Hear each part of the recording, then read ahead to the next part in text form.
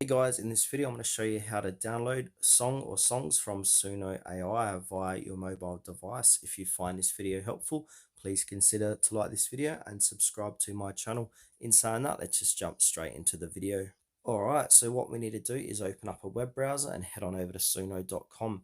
In order to download a song or songs, we need to make sure to sign in or sign up to suno.com. So go ahead and do that. As you can see, I am signed in.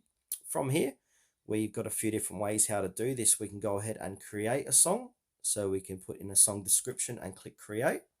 And that's going to go ahead and save it to your workspace. So I'm just going to type in trance, dance, hardcore.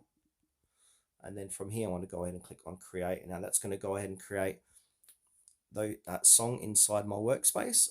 So I'm just going to pause this video and get back to you once that has been created.